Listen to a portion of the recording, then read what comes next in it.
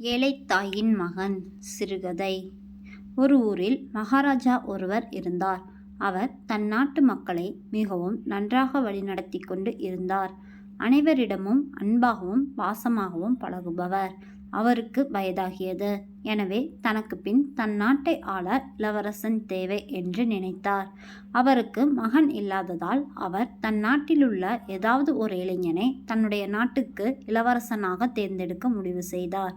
ஒரு நாள் அவர் அந்த நாட்டிலுள்ள அனைத்து இளைஞர்களையும் தன்னுடைய அரண்மனைக்கு வரவழைத்தார். அவர்களிடம் சொன்னார், எனக்கு வயதாகி கொண்டே இருக்கிறது. எனக்கு பின் என் நாட்டை ஆள எனக்கு மகன் இல்லாததால் உங்களில் ஒருவனை நான் இந்த நாட்டிற்கு இளவரசனாக தேர்ந்தெடுக்கப் போகிறேன் என்றார். அவர்கள் அனைவரும் மிகவும் சந்தோஷமடைந்தனர். அப்போது மகாராஜா அவர்கள் ஒவ்வொருவருக்கும் ஒரு விதையை கொடுத்து, இந்த விதையை யார் பெரிய செடியாக முளைக்க வைத்து 1 மாதத்திற்குள் கொண்டு வரப்போகிறீர்களோ அவர்கள்தான் என் நாட்டை ஆளும் இளவரசன் ஆவார் என்றார். அப்போது அங்கு வந்த இளைஞர்கள் அனைவரும் ஒவ்வொரு விதையை பெற்றுக்கொண்டு தங்கள் வீட்டுக்கு திரும்பினர். 1 மாதம் கழிந்தது.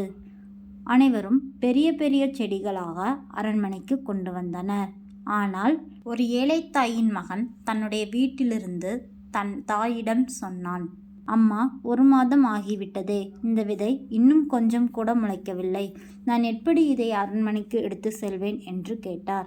அதற்கு, பரவாயில்லை மகனே, இவ்வளவு நாள் நீ கஷ்டப்பட்டு அதை வளர்த்து எடுக்க முயற்சி செய்தாய். நீ மகாராஜாவிடம் சென்று என்னால் அந்த செடியை வளர வைக்க முடியவில்லை என்று கூறு. அவனும் சரி என்று அதை எடுத்துக்கொண்டு அரண்மனைக்கு சென்றான். அப்போது மகாராஜா அனைவரும் பெரிதாக செடி வளர்ந்திருப்பதைக் கண்டு ஆச்சரியமடைந்தார். இந்த ஏழைத்தாயின் மகனிடம் உன்னுடைய செடி எங்கே என்று கேட்டார். அதற்கு அந்த மகன் சொன்னார், மகாராஜா, நான் மிகவும் முயற்சி செய்தேன்.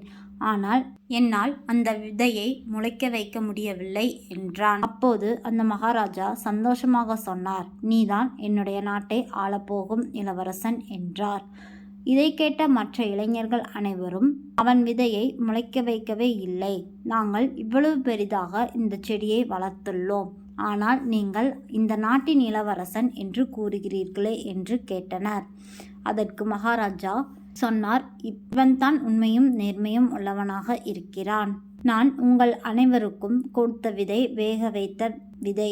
அதை முளைக்கவே முளைக்காது. நீங்கள் எல்லோரும் வேறு செடிகளை இங்கே கொண்டு வந்து பொய் கூறியிருக்கிறீர்கள்.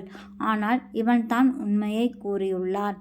எனவே இவன்தான் இந்த நாட்டை ஆளப்போகும் இளவரசன் என்று அவனுக்கு இளவரச பட்டம் கொடுத்தார்.